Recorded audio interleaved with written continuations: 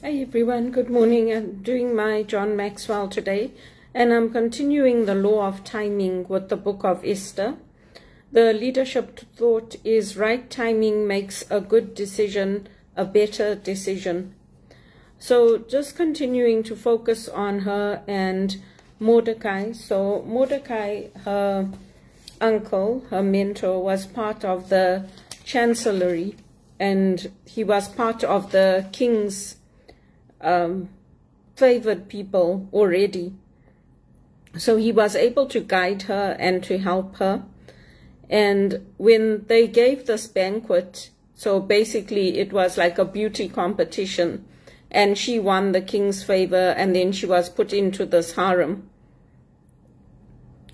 And she had been transferred, so it looks like they had two harems. They had a first harem and a second harem. And the Bible says in Esther 2, this is verse 19, when Esther, like the other girls, had been transferred to the second harem, she did not divulge her parentage or race in obedience to the orders of Mordecai, whose instructions she continued to follow as when she had been under his care. So obviously they didn't want them to know that she was a Jew, because she would not have been given that honor and that prestige, because they were the slaves. They were the people under threat. And then this decree goes out where they were being asked to prostrate themselves and to bow in front of Haman, and Mordecai refuses to do this. So it puts there's a decree that goes out to exterminate the Jews, and the Jewish people are in peril. And it just goes on to talk about how she makes this prayer to God, and she asks for God's help. And Mordecai wears sackcloths. So it's again how she humbled herself before God, and how she asked God for his help. And for us, and in the Bible, there's this belief that God allows us to be put under these circumstances when our nations, when our families, when our communities have sinned against God and have done what is evil in his sight. So in these scriptures, if you read chapter 4 and you go through it, that's basically, it's a plea to God to say, we know we have sinned against you, please have mercy on us. And Mordecai, this comes about because Mordecai refuses to bow to Haman. And so they call all the Jews, they assemble them, and then this decree goes out, and they're put under threat. And now she's Queen Esther. She's no longer the prostitute. She's no longer the concubine. But again, she is doing this as a hidden Jew. She's not doing it openly because of her religion.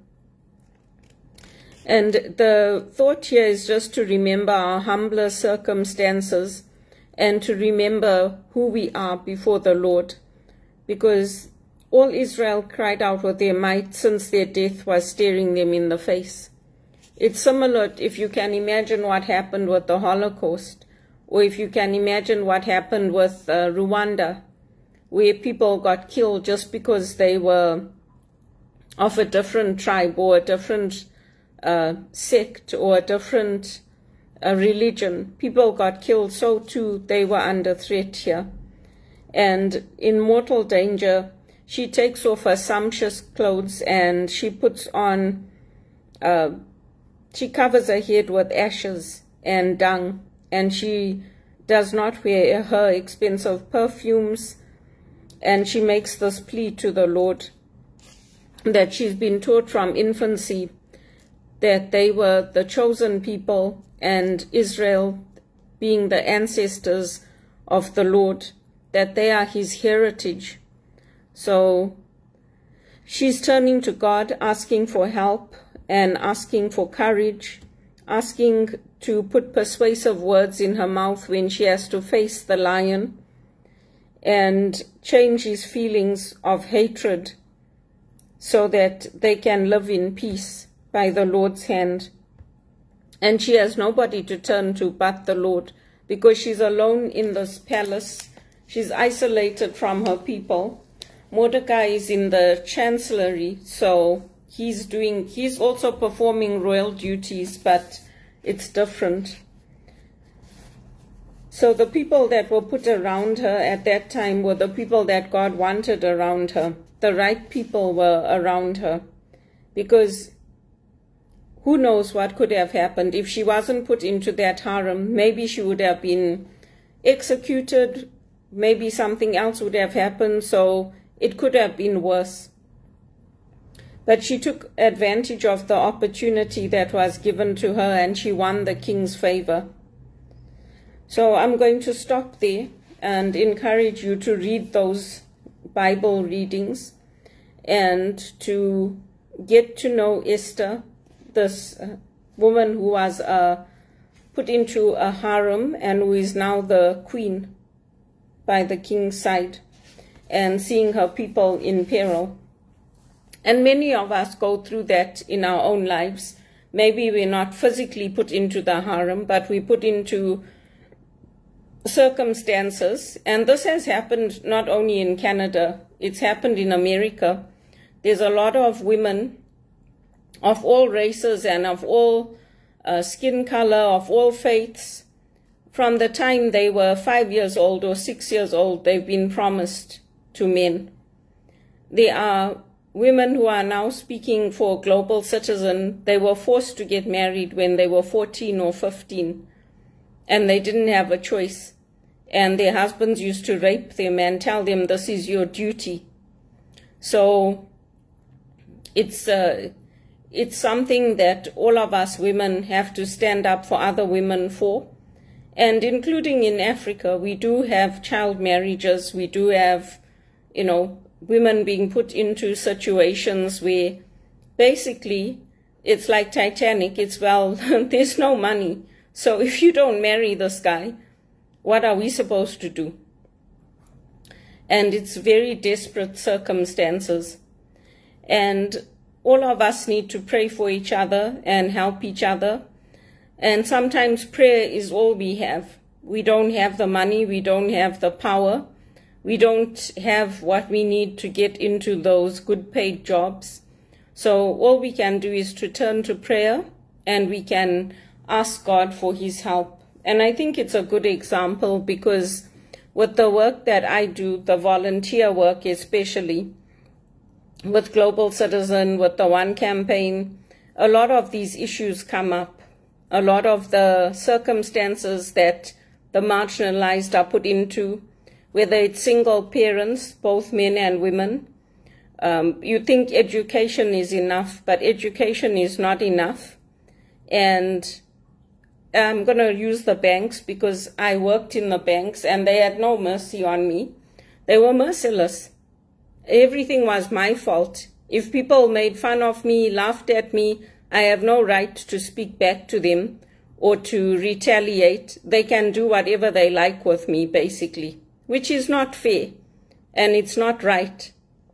And I used to speak up. I used to tell them. And they're like, well, they weren't talking about you. I said, oh, yes, so why were they looking at me? If you're not talking about me, why are you looking at me and saying, there she is? Don't look at me. Look at the person you're talking about and talk about them. And even firing me without any notice. They did it all the time. For every opportunity I had in the banks, they didn't give me any notice. They just called me in and said, after a couple of months or whatever, oh, we don't like your attitude. They didn't tell me what to change, what they wanted done differently. They just fired me. Or else I would tell people what to do. They wouldn't follow my instructions. The executive would get upset, and then they would use that against me. It was the same thing over and over and over. It happened at TD when we were doing recruiting. The people came in, I told them where to save their work, what folder to put it in, and then they wouldn't put it in there. They would put it in the wrong folder, and then they would fire me. They made a list and sent it to the recruiter to say why they were firing me. And it was always because of something else that somebody else did. Or they would show me something once. I've set up many, many town halls when I was at TD for the executive I worked for. Many of them. I used to do it. It was a regular part of my job. I was working in this contract for one of the executive, and none of her team liked her. Nobody liked her. They said, "Oh, you're working for her?" I said, "Why?" They said, "She expects you to think for her, and she doesn't explain things properly." So she told me what she wanted done for this town hall. I sent out the invitations, and it wasn't the way she wanted it. So when we were going home in the elevator, my manager was crying. I said to him, "Why are you crying? What's wrong?" He's like, "No, you do one little thing wrong and she gets so upset. And everybody does worse things than you and nothing happens." And I got the call that evening to say, "Don't go back." I was like, "What did I do?" They sent the list. I refuted every point on that list and I sent it back to them. I told them, I said, "Why didn't you tell her to go and talk to Bharat Masrani and talk to Riaz Ahmed and talk to Calvin Tran and all these people that I worked with in the bank and Ed Hawara and Robert Linklater? Why didn't you tell her to go and talk to them and move me into another position if she didn't like me?" Because everybody was upset. Ed Hawara was so happy when I came back into the bank. I bumped into Robert Linklater. He was also so happy when he saw me. So, sometimes you get into these situations and other people do things wrong and then you have to take the brunt of it. And it's the same thing with our religions. It's the same thing. When you want your days off to go to Good Friday Mass, or you want to go for Easter, or you want to have Christmas off, it's like, "Oh no, you can't go because there's a business need." Well, there's other people there. Can you not schedule them to work on that day? No, we're not going to do it. But if other people ask if they've got to break their fast early, the Muslim community or the Hindu community, they give it to them. They let them go early. They let them finish early. They let them start late. But for us as Catholics and as Christians, we don't get treated the same way in Canada. So it gets too much after a while, because this has been going on since I came to Canada. It's not from now, it's from day one that this started here. So that's why I just stick to myself now. I do whatever I can with the One Campaign, with other volunteering. And it's nice of them to include me and to have me at their events, because they are very important people there. And I get very nervous. They think it's funny, but I get very nervous when I'm with all these VIPs. But it was a good event that we had. It was nice to hear them, to hear the speakers. I met quite a few people from Zimbabwe. I met a doctor who had gone to University of Rhodesia. And he was talking to me, he was telling me that when he was in England, when the Lancaster agreements happened, and they wanted him to come home, they told him, "We'll give you this, we'll give you that." He's like, "I'm not going back. You people put all these arrangements in place and it's not going to work. I'm not coming back." So it was good to talk to him. But I told him, I said, we get abused here in Canada. They take everything out on us, especially for the women. It's very, very hard. I told him I had to retrain. I had to go to Rotman. I went to U of T. I got my master's. I studied. I educated myself. I took on the debt. Nobody helped me. And I said, every job I get, it's the same thing. So he's like, "Yeah, you're not the only one going through it." He says, "Everybody." He said, "It's the same thing that I'm hearing from so many people." He's practicing as a doctor. He told me he didn't have to do too much because he graduated in England. So he just had to take a few exams and then he's got his practice here. So I met a lot of good people, very influential people. And I had a few minutes with the minister just to thank him for coming. But he was also very busy. And we were busy as volunteers. We didn't have a lot of time to network. We were there to make sure the event ran smoothly and everything went well. And Najiba was very nice to include us and to give us that opportunity. And she did tell me, go and sit at the front, but there were quite a few people standing. So I went and I stood at the back. And I put all the photos that I took on Facebook and some of the ones that they shared with us.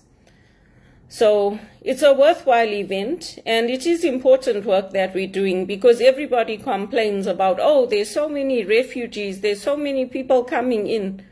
But if we're not doing the work to help build up Africa, and if we're not doing the work to get the vaccines out and to help with infrastructure and all of that, then we can't complain. It's even now, there's no work in Canada, and I'm not just saying it, it's on the news. There's no job creation. There's no work coming in. So it's a very difficult situation, and many of us are looking for work, including me. And we have to persevere. There's quite a few people that have left here and they've gone to the US because the US is creating jobs. So if I get a job in America or in England or wherever it is, I also have to be prepared to go. And like Esther, I will take my religion with me and refuse to bow down and continue to push back and say, I want my Good Friday off and I want my Christmas off, and I'll probably continue to get told, no, you have to work for minimum wage. But if the church don't stand up to it, and the church leaders, not just us as lay people, if they don't stand up to it and say, look, you need to start giving our Catholics and our Christians off, nothing's going to change. They can't put all the pressure on us, it's also on them. So that was the section I did for today, and I just read a few chapters. And it's the same question for reflection. Do you consider timing when you make a decision?